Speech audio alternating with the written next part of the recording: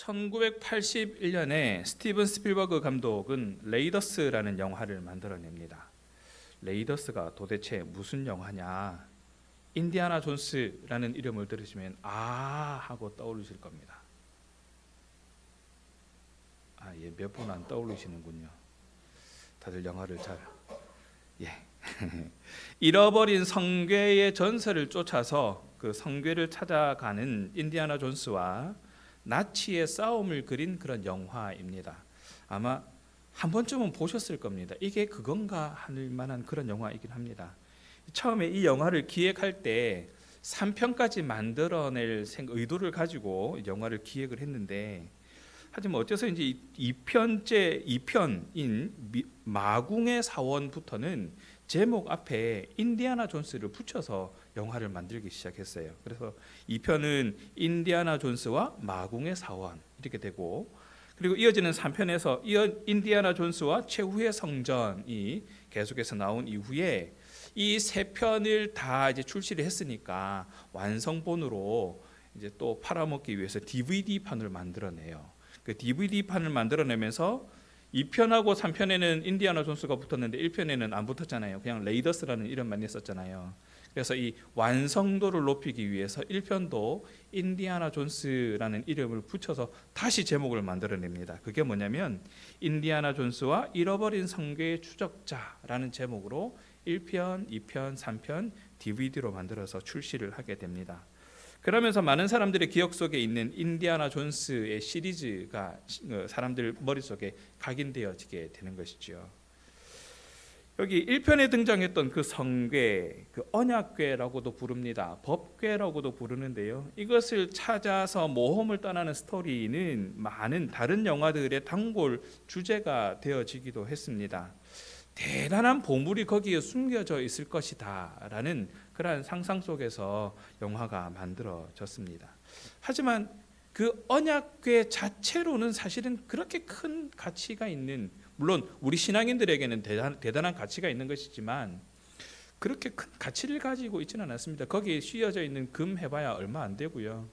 뭐 그 나무는 다 썩어 없어졌을 것이고 뭐 그런 거기 때문에, 다만 우리에게는 거기에 담겨져 있는 의미가 너무 소중하기 때문에 그 의미를 한번 돌아볼 필요가 있는 것이죠. 오늘 본문에 등장하는 언약궤로부터 출발합니다. 언약궤는 조각목으로 만들었다라고 이야기를 하고 있습니다. 이 조각목은 하나님께서 모세에게 지으라고 하신 성막 재료로 자주 등장하는 것입니다.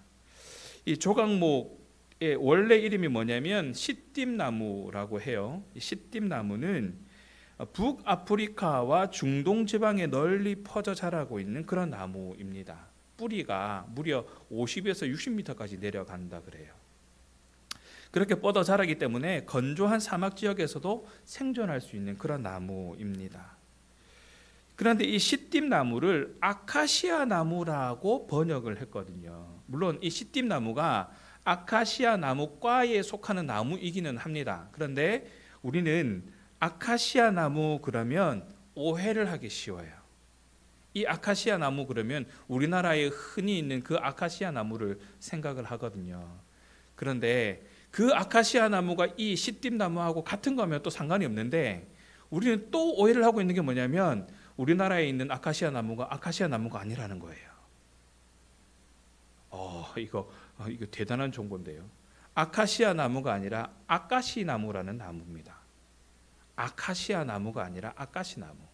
이게 출처가 조금 달라요. 이 우리나라에 있는 이 아카시아 나무라 불려진 아까시 나무는 어디에서 나왔냐면 미국 동부 지역이 원산지입니다. 얘는 적응력이 되게 좋거든요. 그리고 생존력이 우수해서 한동안 우리나라가 민둥산이 많았잖아요. 그 민둥산을 푸르게 만들기 위해서 미국에서 들여온 나무가 아까시 나무예요. 이 아까시 나무가 아카시아 나무로 불려지기 시작하면서 성경에 등장하는 아카시아 나무를 우리는 오해하는 거예요. 이 나무가 그 나무인가 보다. 그러면 한번 생각해 볼 필요가 있습니다. 왜 성경에 나와 있는 이 시띠나무를 조각목이라고 번역을 했는가? 이거 누가 번역하면서 실수한 걸까요? 잘못 번역된 걸까요? 잘못 번역됐다라고 보기는 어렵습니다. 우리나라 성경이 우리나라 글로 되어 있는 한글로 되어 있는 성경이 사실은 히브리어를 바로 번역한 성경이 아니라 선교사님들이 우리나라 들어올 때에 중국에서 성경책을 들여왔거든요. 그러니까 쭉 한자로 되어진 중국어로 되어진 성경책을 가지고 와서 다시 한글로 번역했던 작업들을 하게 됩니다. 그러다 보니까 이 시띠나무가 중국어 성경에는 뭘로 번역이 되어 있었냐면 조각자 나무라고 번역이 되어 있었거든요. 이게 사람들이 번역을 하면서 이 시띠나무에 대한 이해를 도우려고, 시띠나무는 중국에는 없는 나무니까, 이 아카시아과에 이 나무가 없는 나무니까 사람들이 이 나무, 그러면 이 나무를 떠올리면 그 비슷한 이미지를 떠올릴 수 있을 거야 하고 찾아낸 게 뭐냐면 중국이나 이쪽에서 많이 자라고 있는 그 조각자 나무라는 게 있어요. 되게 비슷하게 생겼어요. 그래서 이 시띠나무를 조각자 나무라고 번역을 했고, 그 조각자 나무를 한글로 다시 번역하면서 조각목으로 번역을 하게 된 거죠. 근데 이 조각목으로 번역을 하면서 이건 아카시아과 나무야라고 이해를 하다 보니까 아카시아과 나무, 그러면 우리나라에 있는 그 아카시아 나무, 이게 되는 거죠. 사실은 아카시 나무를 보고 아카시아 나무라고 보게 된 것이고, 그것을 시띠나무라고 우리는 이해를 하고 있는 거예요. 이 대단한 오해인 거죠. 중요한 거는 그게 아니라 이 시띠나무가 아카시아과 나무다, 우리나라에는 없는 나무다, 북아프리카 이쪽에만 있는 나무다, 그 정도로만 알고 계시면 됩니다. 이 나무가 어떤 나무냐면, 이 나무는 아까 설명드렸다시피 사막에서도 살아남을 수 있을 만한 그런 나무예요. 뿌리가 50에서 60m 막 이렇게 내려가니까 나무가 되게 단단합니다. 그래서 이집트나 이런 나라에서는 이 나무를 어느 정도로 썼냐면, 척박한 땅에서 자라는 나무다 보니까 너무나 단단해서 벌레를 먹지가 않는 거죠. 그러다 보니까 되게 귀한 곳에 많이 썼는데, 이 나무에 그런 의미를 부여해서 사용하기도 했습니다. 뭐냐면 영생과 불멸을 의미하는 나무다라고 사람들이 생각을 했던 거예요. 그러다 보니까 이 어느 곳에 쓰였냐면 영원히 보존되어야 할 귀중한 곳에 사용되어진 것이 바로 시띠나무였어요. 우리가 흔히 알고 있는 이집트 그러면 대표적으로 떠오르는 게 미이라잖아요. 이 미이라를 보관하는 관도 보면 나무관을 겉으로 하나를 만들어 놓고 그 겉을 둘러싸서 만든 게 바로 시띠나무를 가지고 그 관을 둘러서서 이렇게 관을 만들었다 그래요. 그래서 이 미이라가 영생불멸할 것이다 라는 그런 의미를 담아서 그런 관을 만들었다는 것이죠. 이 언약궤에 이런 시띠나무를 썼다라는 것, 하나님께서 그 나무를 써라라고 하셨다라는 것은 이스라엘 백성들에게 이런 의미를 부여하시기 위한 것이 아닐까 생각이 됩니다. 뭐냐면 하나님의 말씀이 영원한 것이다라는 것을 상징하기 위해서 시띠나무로 언약궤를 만들어서 그 안에 하나님의 언약인 십계명 돌판 2개를 넣어서 보관하라라고 명령하신 것이 아닌가 하는 것이죠. 그렇기 때문에 이스라엘 사람들은 이 성막을 만들고 난 이후부터 다른 용도로는 이 시띠나무를 사용하지 않았다 그래요. 시띠나무로는 이 성막을 만들고 성막에 사용되어지는 그 재료들을 만드는 데만 이 나무를 썼다는 것이죠. 그렇게 귀중한 재료를 가지고 만든 언약궤이기 때문에 그 언약궤는 우리에게 소중한 의미를 가지고 있느냐, 거기에 그 포커스가 맞춰져 있는 것이 아닙니다. 어디에 포커스가 맞춰져 있느냐면 이 시띠나무를 하나님께서 정하신 대로 만들었기 때문에, 하나님께서 명령한 대로 만들었기 때문에 그 언약궤가 귀중한 것이다 라는 겁니다. 한번 따라해 보겠습니다. 그 나무도 하나님께서 말씀하신 대로 그리고 규격대로 만들어졌습니다. 귀중한 재료이기 때문에 그것이 귀한 것이 아니라 하나님께서 말씀하신 대로 그리고 정해진 규격대로 만들어졌기 때문에 그것이 귀한 것이다는 것이죠. 그러면 저와 여러분의 삶도 동일한 것이지 않겠습니까? 하나님의 형상대로 만들어진 존재이기 때문에 귀합니다. 물론 그 말도 틀리지 않습니다. 하지만 더 중요한 것은 하나님께서 말씀하신 대로 하나님께서 명령하신 대로 살아가는 삶이기 때문에 저와 여러분의 삶은 더 귀한 삶이 될 수 있다라는 것이죠. 이것이 저와 여러분에게 은혜가 되는 것입니다. 언약궤를 통해서 우리가 기억할 수 있는 귀중한 의미라는 것이죠. 하나님은 연약한 내 인생도 다듬으셔서 하나님의 일에 사용하시더라는 겁니다. 귀한 재료이기 때문에가 아니라 연약할지라도 하나님께서 다듬으셔서 하나님의 일에 사용하시더라. 그래서 저와 여러분의 삶은 귀중한 삶일 수밖에 없다라는 것을 기억할 수 있게 되는 것이지요. 거기에다가 순금으로 도금을 해서 조각목의 모든 것을 덮었다 그랬어요. 궤 위쪽 가장자리를 제외한 궤 본체는 순금으로 모두 다 도금을 했습니다. 그리고 그 궤에 하나님이 이스라엘 백성에게 주신 십계명의 두 돌판을 넣어서 보관하게 했습니다. 하나님께서 주신 약속의 증거인 증거판을 담고 있다 그래서 이 궤를 증거궤라고 부르기도 합니다. 증거판을 담아야 했기 때문에 불순물을 제거한 그 순금을 사용했던 것이지요. 금을 입힌다라는 것은 거룩하고 존귀하게 하신다라는 의미를 가지고 있습니다. 레위기 11장 45절에 보면 나는 너희의 하나님이 되려고 너희를 애굽 땅에서 인도해낸 여호와라. 내가 거룩하니 너희도 거룩할지어다. 거룩하게 될지어다 라고 명령을 하셨거든요. 그렇게 하기 위해서 하나님께서 순금으로 입히라라는 명령을 하시면서 거룩하여질 수 있도록 은혜를 우리에게 주셨다라는 것이죠. 그러면 저와 여러분의 삶은 하나님께서 명령하신 대로, 하나님께서 말씀하신 대로 만들어진, 그리고 그렇게 살아가는 삶인데, 그래서 귀중한데 거기에다가 순금으로 우리를 도금하여서 아무 흠 없고 티 없는 순금으로 우리를 도금하여서 하나님과 같은 거룩한 존재로 만들어 주셨다라는 것도 우리가 기억할 수 있는 겁니다. 그리고 그 궤에 보관된 돌판 두 개가 하나님의 임재를 뜻하게 되는데, 그렇게 만들어진 언약궤 속에 그 돌판 두 개가 들어감으로써 증거궤가 되어지고 그것이 귀중한 존재로 쓰임받게 되었다라는 것. 그 말은 우리 안에 하나님의 말씀이 들어있으면 우리는 하나님의 그 일에 존귀하게 쓰여질 수 있는 존재가 될 수 있다라는 것을 말합니다. 하나님의 말씀이 우리의 삶을 인도하고 계심을 인식하고 말씀에 따라 순종하며 살아가야 한다라는 것을 의미하는 것이지요.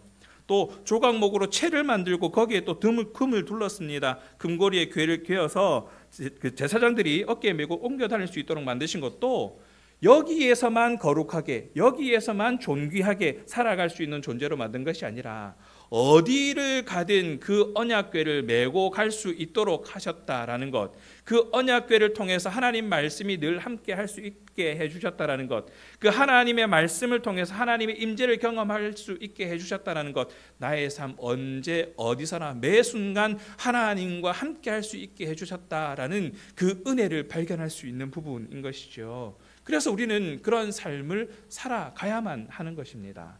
하나님께서는 나는 거룩하니 너희도 거룩하라. 그래서 너희가 거룩하기 위해서 꼭 대사교회 성전에 와서 예배 드리는 그 순간에만 너희가 거룩한 것이다 라고 말씀하시는 것이 아니라, 우리가 언제 어디서 무엇을 어떻게 하든지 늘 내가 너와 함께 할 터이니 내가 거룩한 것처럼 그곳에서 너희도 거룩해야 한다라고 우리에게 말씀해 주고 있는 것이지요. 조각목으로 채를 만들어서 금으로 싼 것은 이런 의미도 있습니다. 채는 부정한 것으로부터 증거궤를 보호하는 역할을 했거든요. 하나님과 교제할 때에 우리 자신을 지켜서 새 속에 물들지 않도록 해야 한다라는 의미를 우리에게 얘기해 주는 겁니다.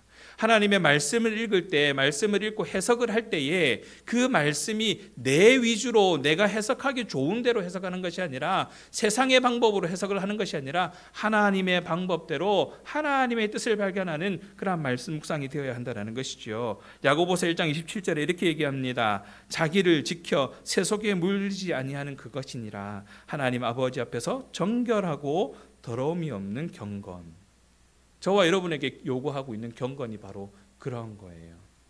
채가 해줬던 역할이 바로 그런 거예요. 그 채가 금으로 도금이 되어서 순수하고 깨끗한 상태로 우리가 세상의 방법에 물들지 않도록 하나님의 방법만 따라갈 수 있도록 해주고 있다라는 것이죠.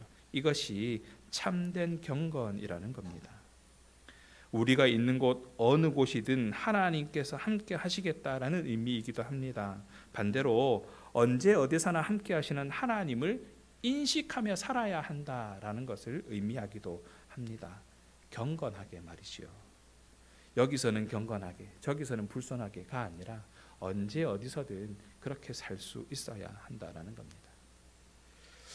여호수아가 요단강 앞에서 전진하고 못할 때가 있었습니다. 두려워서 전진하지 못할 때가 있었습니다. 그래서 하나님은 증거궤를 맨 레위 제사장들을 앞세우셔서 이스라엘 백성들이 두려움 없이 전진할 수 있도록 해주셨다는 것을 우리는 기억합니다.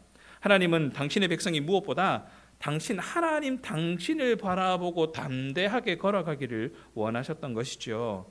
우리의 생각과 경험을 의지해서 살아가는 것이 아니라 우리가 단 한 치 앞도 알 수 없는 이 인생을 살아가는 데 있어서 지금까지 내가 이렇게 살아왔으니까 앞으로도 이렇게 살아야지라는 생각으로 살아가기를 원하시는 것이 아니라 그저 하나님만을 바라보고 하나님께서 인도하시는 대로, 하나님께서 붙들어 주시는 대로 그 믿음을 가지고 걸어가기를 원하고 계신다는 것이죠. 오직 하나님의 임재하심을 사모하고 날마다 주시는 그 말씀을 따라 살아가기로 결단하는 그런 저와 여러분이 되어야 할 줄 믿습니다. 이것은 그저 아는 것에서만 그칠 것이 아니라 우리의 삶의 모습으로, 우리 삶의 행동으로 드러나야 하는 것입니다. 그것이 말씀에 순종하는 것입니다. 우리가 말씀에 순종할 때 우리는 언제나 하나님의 임재를 경험할 수 있습니다. 하나님은 여전히 저와 여러분에게 손을 내밀고 계시고 언제든지 내 손을 잡아라 하고 손을 내밀고 계시지만 우리가 손을 뻗어서 그 손을 잡지 않는 이상 하나님의 손을 잡을 수 없다라는 것이죠. 말씀에 순종해서 살아가는 것, 하나님의 임재를 경험하는 것, 그것이 바로 우리를 향해 손을 내밀고 계신 그 하나님의 손을 붙잡는 것입니다. 하나님은 계명을 지키는 것이 당신을 사랑하는 증거다라고 말씀하시면서 순종하는 자에게 당신을 나타내 보이시겠다고 약속도 하셨습니다. 요한복음 14장 25절에 이렇게 말씀하십니다. 내가 아직 너희와 함께 있어. 여전히 하나님께서는 저와 여러분과 함께 하고 계시다는 겁니다. 여전히 하나님께서는 저와 여러분에게 손을 내밀고 계십니다. 그리고 저와 여러분의 뒤에서 든든하게 받쳐주고 계십니다. 저와 여러분의 앞에서 이끄시려고 손을 내밀고 계십니다. 저와 여러분의 위에서 늘 지키시고 보호하고 계시다는 것이지요.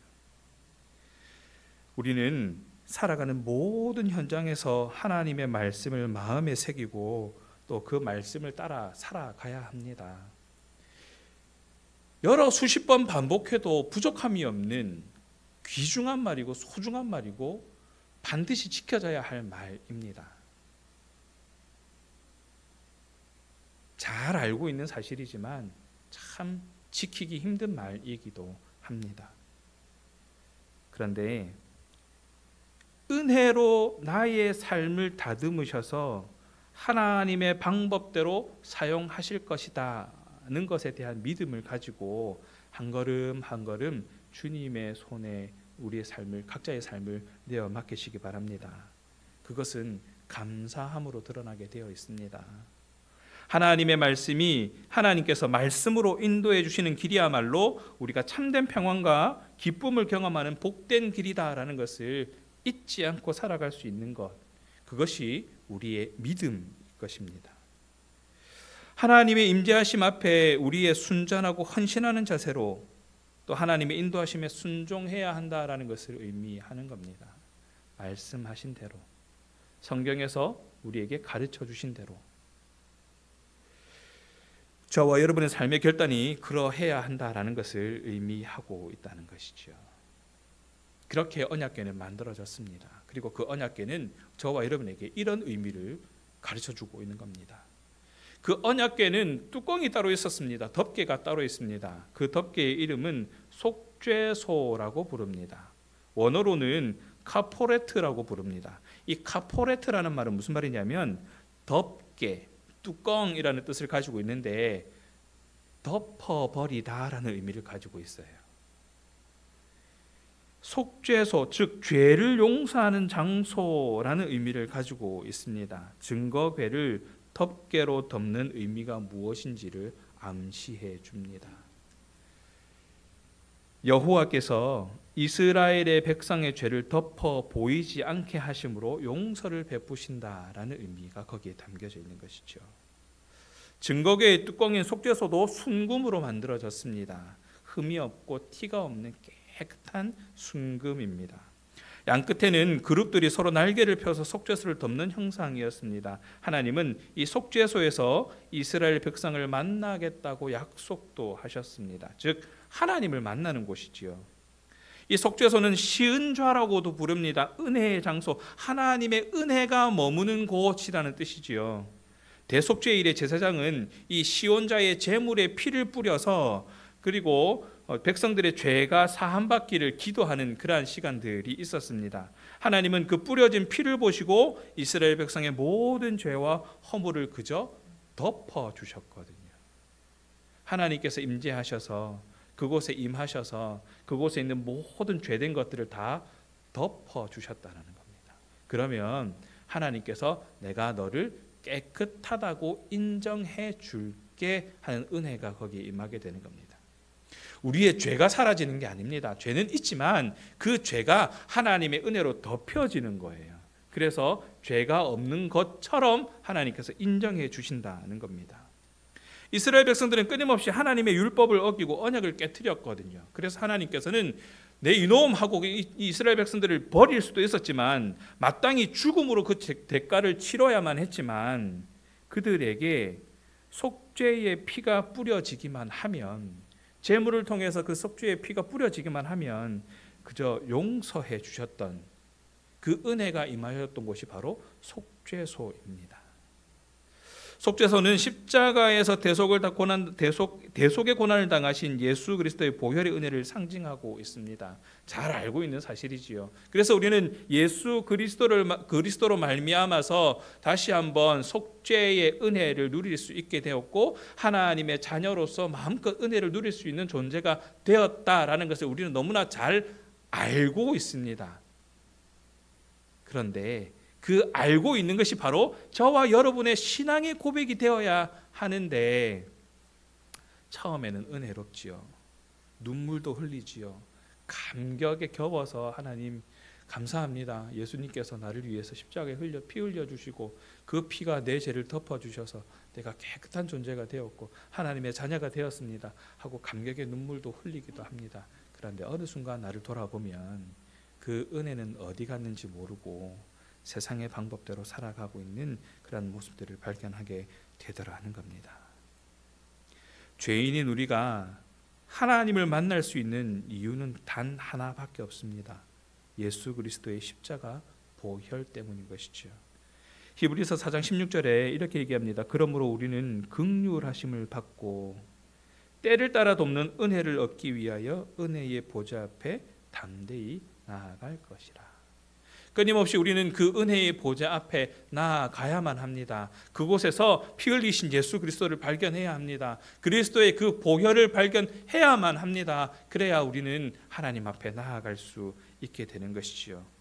구약에서 하나님은 이 증거궤와 속죄소에 임하셔서 친히 말씀하시고 거룩함과 영광을 보이시면서 은혜를 베푸셨다면 신약의 성도인 우리는 언제나 예수 그리스도를 통해서 은혜의 보좌 앞에 담대히 나아갈 수 있게 되었다라는 사실을 우리는 늘 기억하며 살아가야 합니다. 세상에서 하나님의 방법대로 하나님을 드러내며 살아가는 유일한 방법은 나와 함께 하시는 예수 그리스도의 보혈을 잊지 않는 것, 거기에 있다라는 겁니다.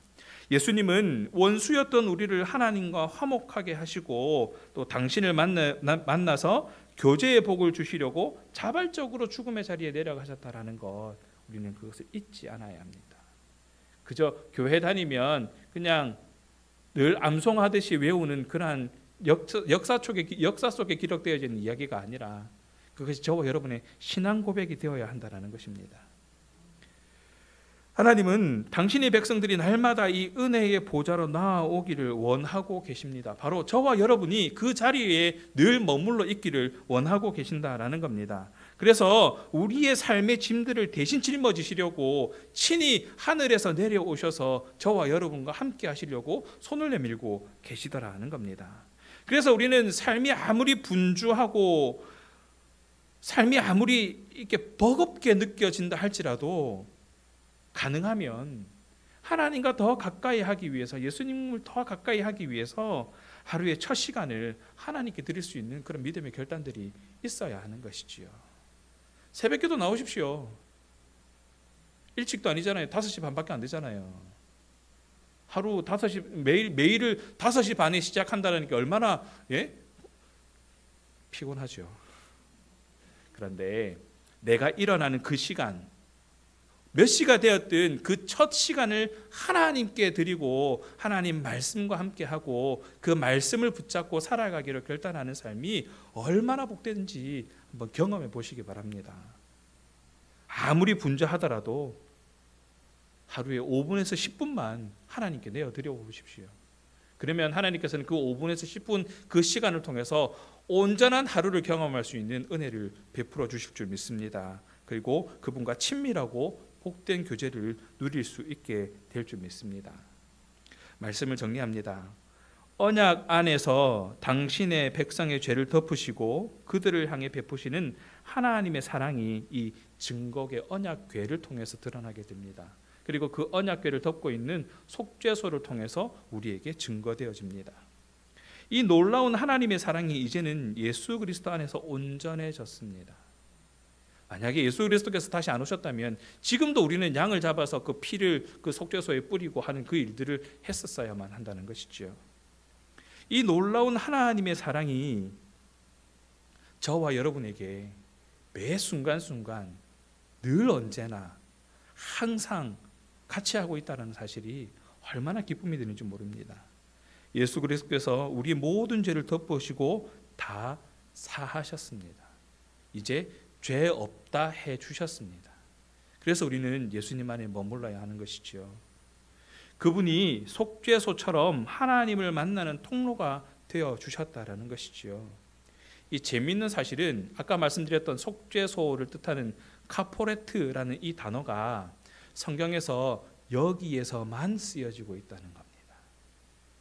다른 뚜껑들이 막 여러 번 등장하는데 그 뚜껑들이 다 카포레트라는 단어를 쓰지 않아요. 이 언약궤에 나오는 속죄소에만 카포레트라는 단어가 쓰여집니다. 이 말은 오직 증거궤의 뚜껑을 가리키는 이 유일한 단어, 모든 사람이 하나님과 맺은 언약을 깨트려버린 죄인들이었지만 이 유일한 단어를 붙잡을 때, 즉 예수 그리스도를 통해서만이 하나님께 나아올 수 있는 유일한 방법이다라는 것을 우리에게 얘기해 주고 있는 것이지요. 유일한 길이 예수 그리스도이시다. 속죄소의 카포레트 또 뚜껑으로 유일한 단어로 사용되듯이 그리스도를 통한 길만이 유일한 길임을 우리는 기억해야 합니다. 그리고 하나님의 말씀을 따라 살아가면서 하나님과 동행하면서 그리고 은혜의 보좌로 나아갈 수 있는 그런 저와 여러분의 삶의 복됨이 이 땅 가운데 드러나게 될 줄 믿습니다. 신앙은 하나님이 하신 말씀에 온전히 순종하는 것을 배우고 훈련하는 것입니다. 그래서 우리는 매 순간 훈련받는 것이지요.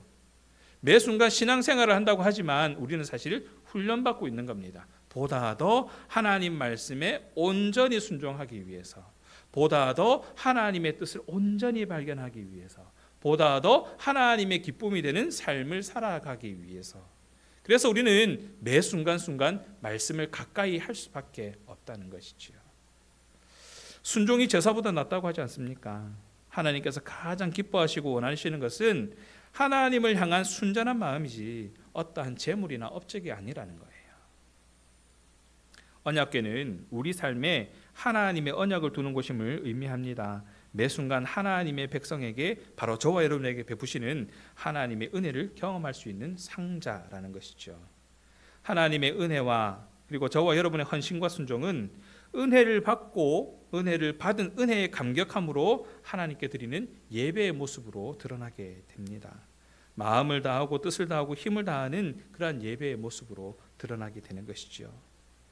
사랑하는 신앙가족 여러분, 받은 은혜를 한번 돌아보시기 바랍니다. 그리고 그 받은 은혜가 어떠한 모양으로 결단되고 있는지 한번 돌아보시기 바랍니다. 지성소나 성소에 배치된 성물들은 하나님께서 지시하신 재료와 하나님께서 명령하신 그 방법대로 하나님의 양식을 따를 때의 의미가 있다라는 것이죠. 하나님의 형상을 닮은 저와 여러분이 하나님께서 지시하신 대로 하나님께서 말씀하신 그 방법에 따라 하나님의 양식을 따르는 삶을 살아갈 때에 진정 의미 있는 그러한 삶이 된다라는 것입니다.